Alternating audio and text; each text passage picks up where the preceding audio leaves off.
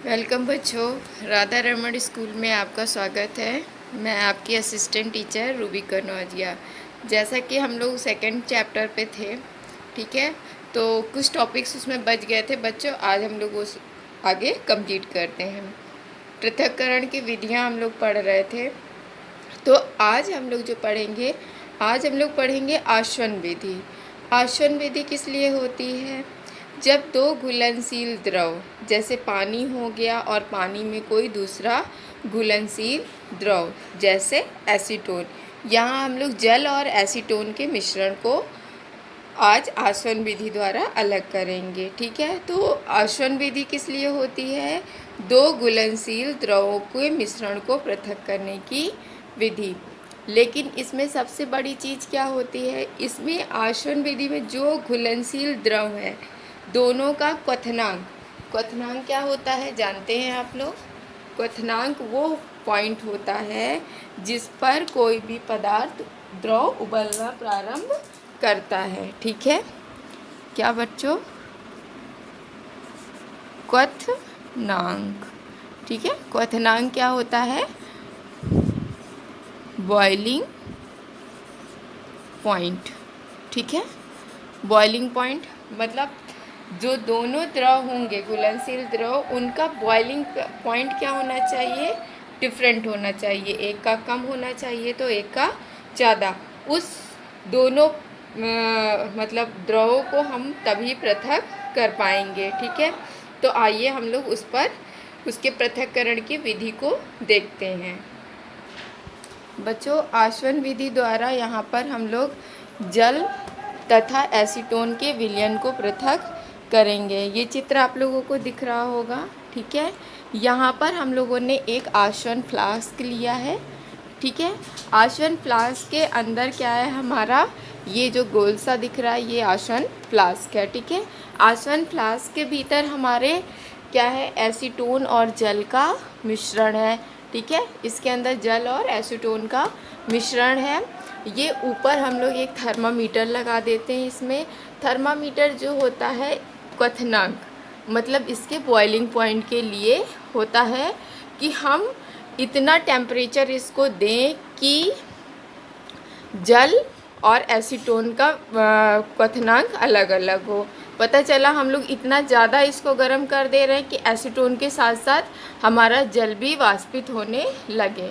तो क्योंकि एसीटोन का जो क्वथनांक होता है वो जल के क्वथनांक से कम होता है, इसलिए हम लोग यहाँ पे थर्मामीटर लगाए हैं कि थर्मामीटर से हम लोग इसके टेम्परेचर को मेंटेन रखें कि जितना क्वथनांक एसीटोन का है हम उतना ही टेम्परेचर रखेंगे। अब देखिए इसमें क्या होता है।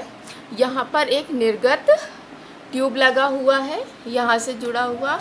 जब हम इस क्वथनांक वाले द्रव को गर्म करते हैं, ठीक है, ये एसीटोन और जल के विलयन को जब गर्म करते हैं तो ये थर्मामीटर क्या होता है? इस टेम्परेचर को चेक करता रहता है, ठीक है,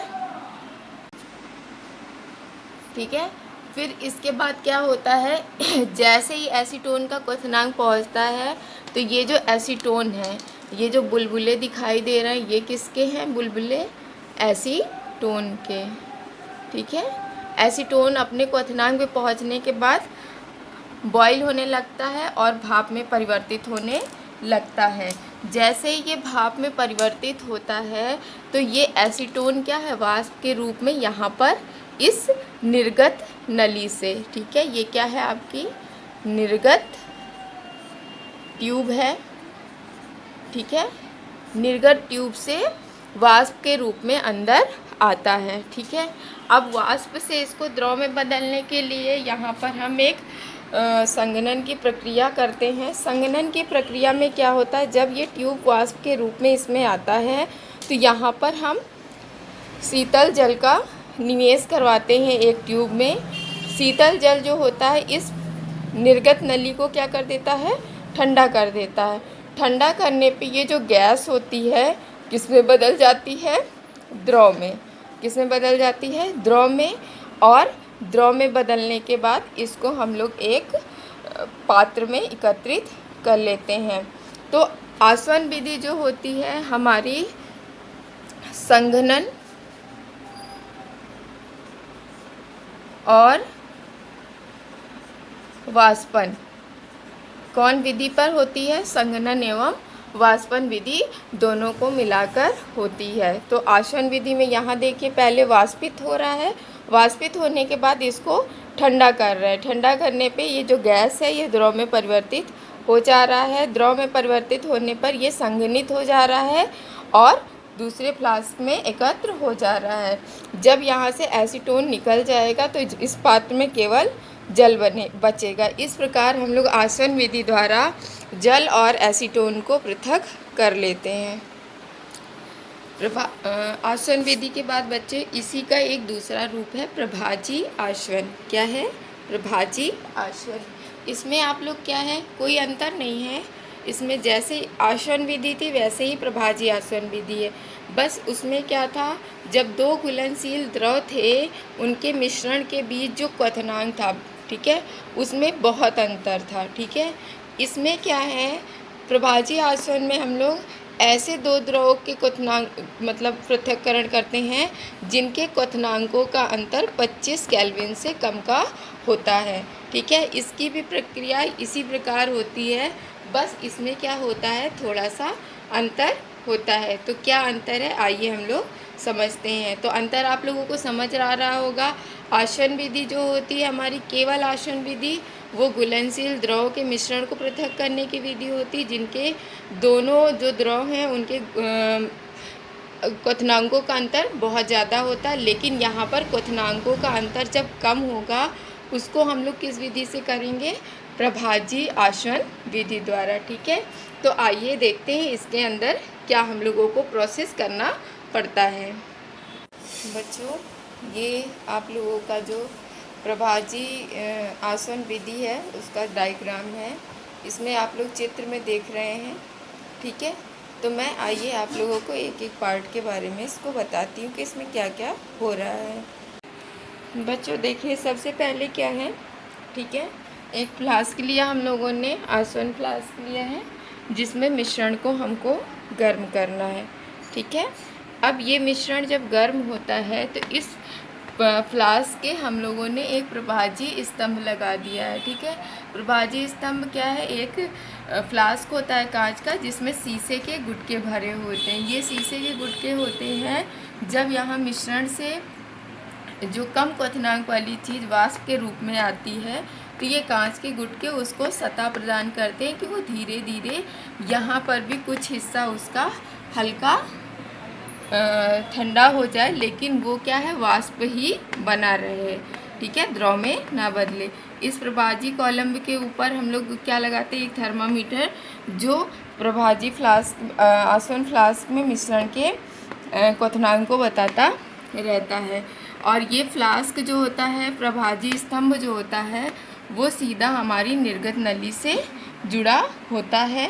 फिर ये संघनन पाइप होता है और यहाँ पर एकत्रित हो जाता है। ठीक है, इसमें सेम ये आसवन विधि के हिसाब से ही है, जैसे आसवन विधि में था कि जब हम मिश्रण को गर्म करते हैं तो यहाँ पर क्या है, दोनों का ताप क्या है, 25 केल्विन से कम होना चाहिए।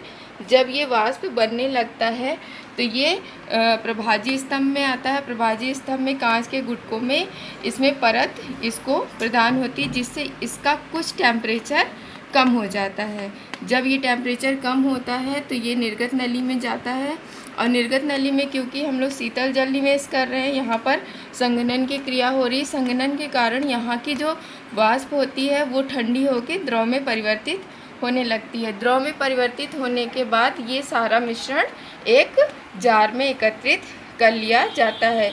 इस प्रकार दो मिश्रण का हम लोग पृथक्करण कर सकते हैं। प्रभाजी आसवन विधि द्वारा हम वायु को पृथक करते हैं।